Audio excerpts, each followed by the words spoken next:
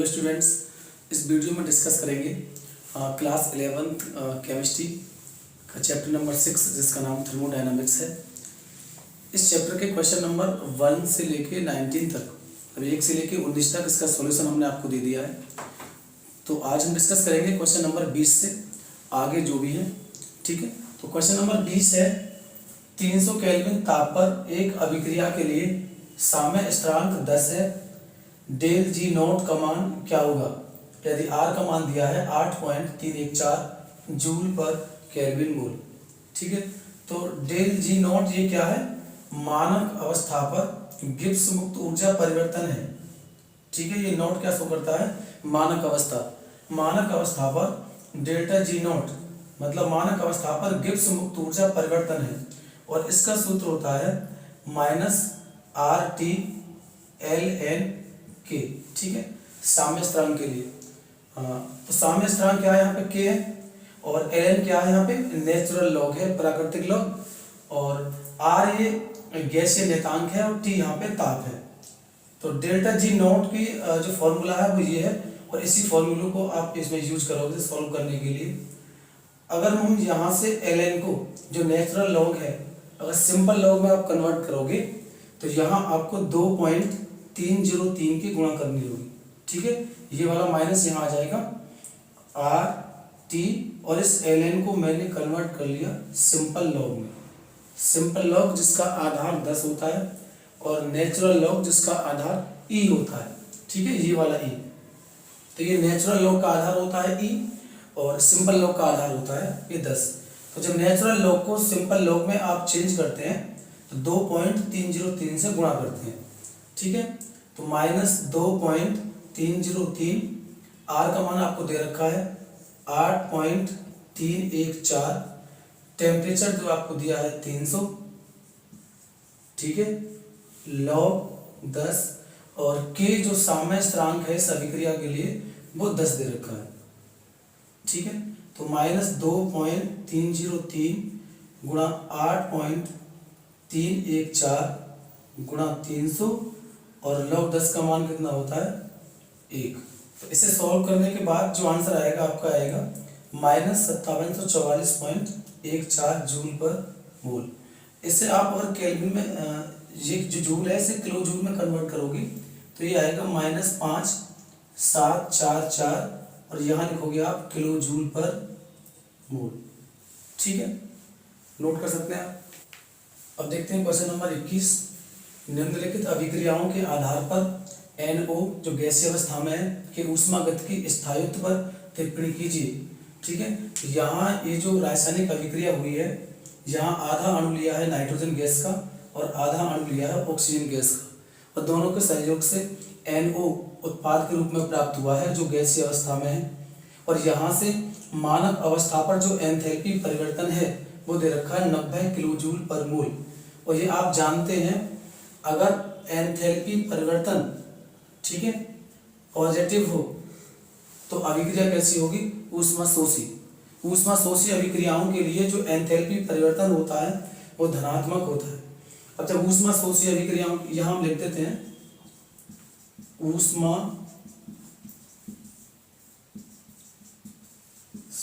अभिक्रिया है ये, ठीक है, क्योंकि यहाँ एंथैल्पी परिवर्तन का जो मान दे रखा है वो धनात्मक है, प्लस में 90 किलो जूल पर मोल है। तो ये ऊष्माशोषी अभिक्रिया होगी। जब ऊष्माशोषी अभिक्रिया का मतलब है यहाँ ऊष्मा को ग्रहण किया गया है।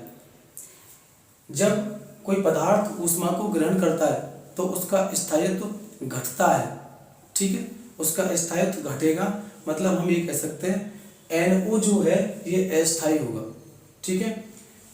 तो यहाँ लिखेंगे आप NO जो गैसीय अवस्था में है कैसा होगा, अस्थायी, ठीक है, क्योंकि ऊष्माशोषी अभिक्रियाओं के लिए जो स्थायित्व होता है वो घटता है, क्योंकि वहाँ पदार्थ ऊष्मा ग्रहण करते हैं, जैसे ऊष्मा ग्रहण करेंगे उनकी स्टेबिलिटी उतनी ही डाउन हो जाएगी, मतलब वो उतना ही अनस्टेबल हो जाएगा, अस्थायी हो जाएगा। इसके बाद बात करते हैं नाइट्रोजन डाइऑक्साइड की।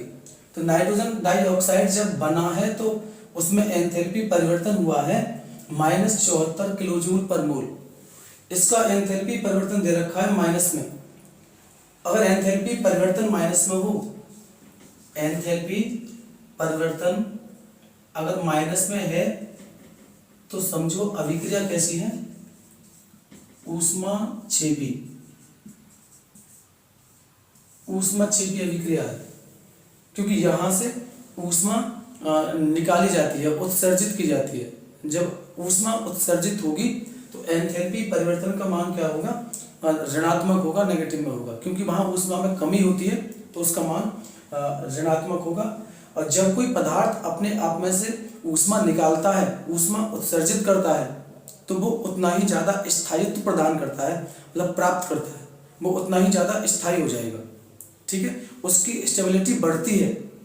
दोबारा सुने, जब कोई पदार्थ ऊष्मा निकालता है या उत्सर्जित करता है तो वो स्थायित्व की तरफ जाता है, मतलब वो अधिक स्थायी होगा और एक स्टेबिलिटी प्राप्त करेगा।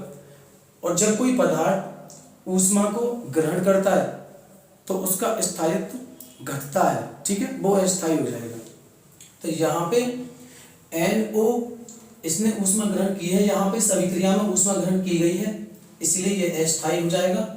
NO2 जब बना है तो वहाँ एंथैल्पी परिवर्तन का मान माइनस में आया, तो हमने कहा ये ऊष्माक्षेपी अभिक्रिया है। और ऊष्माक्षेपी अभिक्रिया है तो NO2 कैसा हो जाएगा, स्थायी। ठीक है, तो इस क्वेश्चन का जो आंसर है वो NO का स्थायित्व इसने पूछा था जो अस्थायी है, और NO2 का हम निकालें तो वो स्थायी हो जाएगा। ठीक है, नोट कर सकते हैं आप। अब देखते हैं क्वेश्चन नंबर 22 जो इस एक्सरसाइज का लास्ट क्वेश्चन है। जब 1 मोल H2O जो द्रव अवस्था में है को मानक परिस्थितियों में विचलित किया जाता है, मतलब उसका निर्माण किया जाता है, तब परिवेश के एंट्रोपी परिवर्तन की गणना कीजिए। अगर एंथैल्पी परिवर्तन दे रखा है -286 किलो जूल पर मोल, तो एंट्रोपी परिवर्तन की गणना आपको करनी है। एंट्रोपी परिवर्तन जिसे डेल्टा S हम शो करते हैं, ये Q/T होता है। Q क्या है, ये सिस्टम है, मतलब निकाय की ऊष्मा है।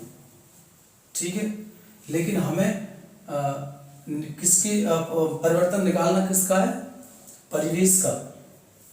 तो ये जो आपको ऊष्मा दे रखी है, ये वाली, ये जो ऊष्मा है वो निकाय की ऊष्मा है। ये जो दे रखी है Q बराबर -286 किलो जूल पर मोल। ठीक है, यहाँ हम लिखते हैं सिस्टम, निकाय की ऊष्मा है -286 किलो जूल पर मोल। लेकिन आपको परिवर्तन किसमें निकालना है, परिवेश का। परिवेश की ऊष्मा के रूप में आपको एंट्रोपी परिवर्तन आपको निकालना है। डेल S बराबर, यहाँ Q की वैल्यू क्या रखेंगे, -286, और टेम्परेचर कितना दे रखा है आपको, मानक अवस्था कहा है इसने, मानक परिस्थितियों में। और मानक परिस्थिति का मतलब होता है टेम्परेचर 298 केल्विन या फिर 25 डिग्री सेल्सियस। तो यहाँ हम केल्विन में लिखेंगे 298। ठीक है, लेकिन यहाँ मैं अभी कुछ चेंजिंग करने वाला हूँ। यहाँ तो ये निकाय की ऊष्मा थी, निकाय का एंथैल्पी परिवर्तन था -286, क्योंकि निकाय ने तो यहाँ ऊष्मा उत्सर्जित की है, निकाय के द्वारा यहाँ ऊष्मा का उत्सर्जन किया गया है, तो माइनस में आएगा 286 किलो जूल पर मोल। लेकिन जो निकाय के द्वारा ऊष्मा उत्सर्जित की गई है, उस ऊष्मा को अवशोषित किया गया है परिवेश के द्वारा, तो परिवेश की जो एंथैल्पी परिवर्तन आएगा वो तो प्लस में आना चाहिए। ठीक है, तो यहाँ हम करेंगे प्लस। ठीक है, इतना आपके समझ में आया होगा जरूर। यहाँ ये निकाय का एंथैल्पी परिवर्तन है जो माइनस में दे रखा है, इसका मतलब निकाय ने ऊष्मा उत्सर्जित की है। लेकिन जो निकाय ने ऊष्मा उत्सर्जित की है वो ऊष्मा परिवेश ने अवशोषित की है, ग्रहण की है, तो उसकी ऊष्मा तो प्लस में होगी ना, तो इसलिए हमने यहाँ प्लस लगा दिया। 286/298। 298 क्या है, टेम्परेचर है, जो यहाँ से मालूम पड़ता है हमको मानक परिस्थिति से, क्योंकि मानक परिस्थिति का मतलब ये होता है 1 मोल और दाब होना चाहिए 1 ATM या 1 बार, और ताप होना चाहिए 298 केल्विन। ठीक है, अब यहाँ हमें दे रखा है किलो जूल में, तो आप इसे जूल में कन्वर्ट करोगे तो यहाँ 1000 से गुणा करोगे, मतलब यहाँ हम लिख सकते हैं -286 और यहाँ 1000 से गुणा करोगे तो ये हो जाएगा जूल पर मोल। ठीक है, ये वाली। तो इसलिए हमने 1000 की गुणा यहाँ पे की है और यहाँ से इसे सॉल्व करने के बाद जो आपका आंसर आएगा वो 959.73 जूल पर केल्विन। ठीक है, ये आपका आंसर होगा एंट्रोपी परिवर्तन। ठीक है, परिवेश का जो एंट्रोपी परिवर्तन है वो -959.73 जूल पर केल्विन होगा। ठीक है, नोट कर सकते हैं आप।